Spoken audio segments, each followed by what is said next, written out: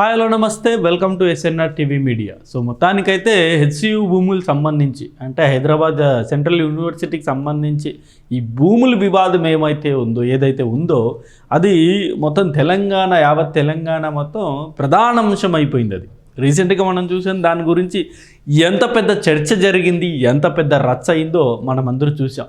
ఓ పక్క ఎలాగైనా సరే ఆ భూములన్నీ డెవలప్ చేయాలి, డెవలప్మెంట్ కొరకు వేరే వాళ్ళకి మనం అమ్మాల్సింది అని చెప్పేసి, అమ్మి తీరాల్సింది అని చెప్పేసి ప్రస్తుతం కాంగ్రెస్ ప్రభుత్వం ఆలోచన చేస్తూ ఉంటే అసలు ఆ భూమి అమ్మడానికే వీల్లేదు. ఒకవేళ అమ్మినా సరే మళ్ళీ బీఆర్ఎస్ పార్టీ అధికారంలోకి వస్తే వచ్చిన మరుక్షణమే ఆ భూముల్ని ఎవరైతే కొనుగోలు చేశారో వారి నుండి మేము లాక్కుంటాము అని చెప్పేసి ఇటు బీఆర్ఎస్ లీడర్ కేటీఆర్ గారు చెప్పడం జరిగింది.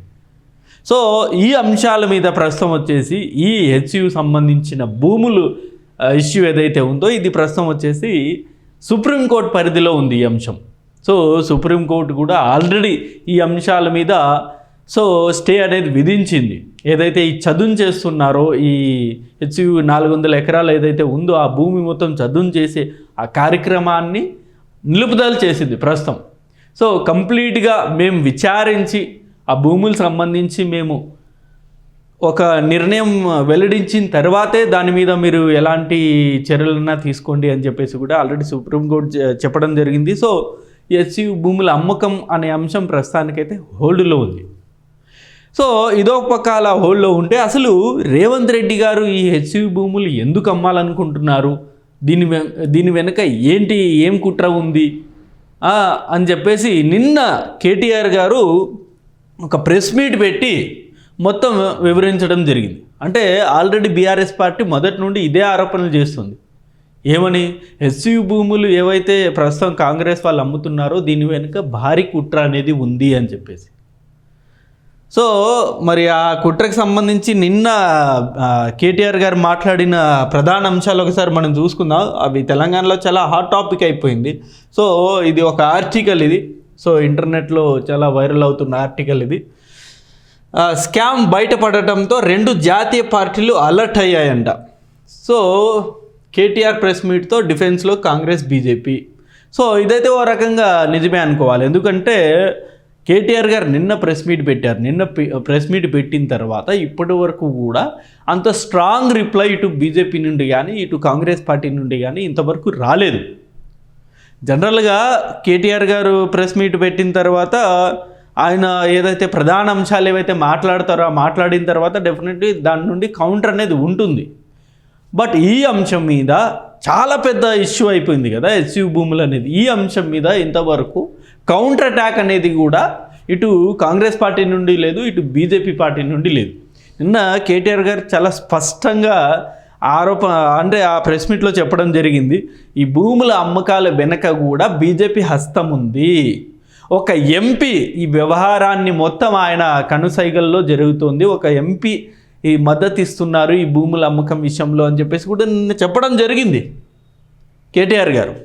మరి ఎవరా ఎంపీ అనేది ఇప్పుడు తెలియని పరిస్థితి. పేరైతే చెప్పలేదు, భవిష్యత్తులో పేరైతే నేను వెల్లడిస్తాను, ప్రస్తుతానికి అయితే చెప్పలేను అని చెప్పేసి కూడా నిన్న కేటీఆర్ గారు చెప్పడం జరిగింది. బట్ ఎవరు ఆ బీజేపీ ఎంపీ? సో బీజేపీ నుండి మనకు తెలుసు 6 ఎంపీలు ఉన్నారు. మరి 6 ఎంపీల్లో ఎవరు? బండి సంజయ్ గారా, కిషన్ రెడ్డి గారా, రఘునందన్ రావు గారా, లేకపోతే అరవింద్ గారా, ఈటెల్ గారా, విశ్వేశ్వరరెడ్డి గారా, ఎవరు? సో ప్రస్తుతానికైతే జస్ట్ కేటీఆర్ గారు ఒక రాయి విసిరారని అయితే అనిపిస్తోంది. ఎందుకంటే ఇక్కడ ఈ భూములు అమ్మకం సంబంధించి కంప్లీట్ డెసిషన్ అనేది కూడా ప్రస్తుత గవర్నమెంట్ది, కాంగ్రెస్ పార్టీదే. ఇందులో డెఫినెట్గా బీజేపీ పార్టీ ఇన్వాల్వ్మెంట్ అనేది ఉండకపోవచ్చు. ఎందుకంటే ఈ వ్యవహారం అనేది ఇంత పెద్ద ఇష్యూ అవుతుంది ఒకవేళ ఈ ల్యాండ్ అక్వైజేషన్ చేసి ఒకవేళ అమ్మాలనుకుంటే అనేది బీజేపీ పార్టీకి తెలుసు. సో అటువంటి అంశాల్లో బీజేపీ పార్టీ జనరల్గా దూరంగానే ఉంటుంది. ఇలాంటి ఇలాంటి కాంట్రవర్షియల్ ఇష్యూస్లో డెఫినెట్గా బీజేపీ ఇన్వాల్వ్ అవ్వదు. ఒకవేళ ఎంపీ గారికి మీరు అంటున్నట్టు ఒక ఎంపీ గారికి ఆ ఇంట్రెస్ట్ అనేది ఉన్నా సో సెంట్రల్లో తెలియకుండా అయితే వాళ్ళు ఇన్వాల్వ్మెంట్ అయితే అవ్వరు. ఎందుకంటే ఇది చాలా పెద్ద సెన్సిటివ్ మ్యాటర్ ఇది. సో జస్ట్ ఒక రాయి వేశారు బీజేపీ పార్టీ మీద. ఏమవుతుందో చూద్దామన్నట్టు నిన్న కేటీఆర్ గారు ఒక రాయి వేశారేమో బీజేపీ పార్టీ మీద అని అయితే అనిపిస్తుంది. బట్ కేటీఆర్ గారేమో చాలా కాన్ఫిడెంట్గా ఉన్నారు, నా దగ్గర అన్ని ఆధారాలు ఉన్నాయి, ఆ ఎంపీ కూడా చాలా సపోర్ట్ చేస్తున్నారు దీనికి, నా దగ్గర ఆధారాలు ఉన్నాయి కానీ నిన్న చెప్పారు కాబట్టి మేబీ ఆయన దగ్గర ఏమన్నా దానికి సంబంధించి ఎవిడెన్స్ ఉంటే మటుకు ఇదొక బ్లాస్టింగే అవుతుంది. ఎందుకంటే హెచ్సి భూముల్ని అమ్మకాన్ని ప్రతి ఒక్కరు వ్యతిరేకిస్తున్నారు. అమ్మకండి, అక్కడ మూగు జీవాలు ఉన్నాయని చెప్పేసి. సో ఈ మూగు జీవాలు ఉన్నాయనే అంశం అనేది కూడా చాలా చాలా ఇష్యూ అయిపోయింది.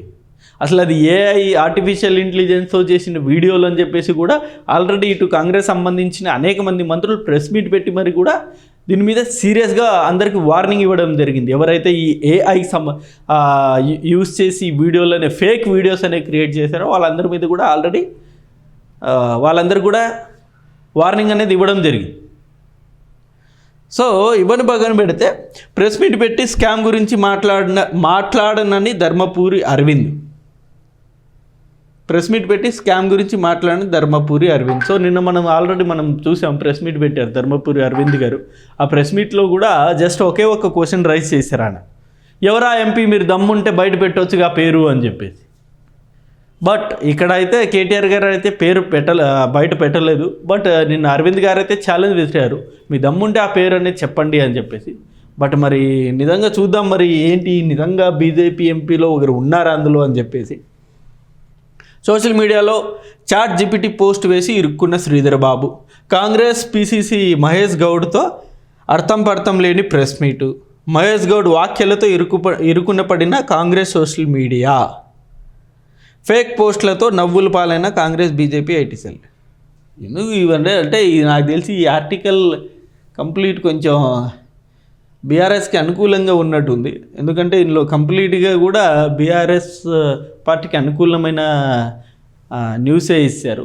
అండ్ ఇటు కాంగ్రెస్ పార్టీ బీజేపీ పార్టీ ఎరుకుని పెట్టే విషయాలే ఇందులో ప్రస్తావించడం జరిగింది. సో వీళ్ళు కూడా జస్ట్ కేటీఆర్ గారు నిన్న మాట్లాడిన మాటల్నే వాళ్ళు హైలైట్ చేసి చెప్పడం జరిగింది. సో ఏదేమైనప్పటికీ ప్రస్తుతానికైతే హెచ్సి భూములు అనేది చాలా పెద్ద కాంట్రవర్సీ అవుతుంది. సో జనరల్గా ఇప్పుడు గతంలో మనం చూసాం, బీఆర్ఎస్ పార్టీ అధికారంలో ఉన్నప్పుడు కొన్ని వందల ఎకరాలు అనేవి ఈవెన్ ఆక్షన్ పెట్టి మరీ అమ్మారు. గతంలో మనం చూసాం కోకాపేట్ భూములు వందల కోట్లలో ధరల పల్లకి వేరే వాళ్ళు దాన్ని సొంతం చేసుకున్నారు. అప్పుడు రాని అబ్జెక్షన్ అనేది ప్రస్తుతం కాంగ్రెస్ పార్టీ ఈ అమ్మకం చేస్తూ ఉంటే ఎందుకు వస్తుందన్నది నాకు అర్థం కాని ప్రశ్న.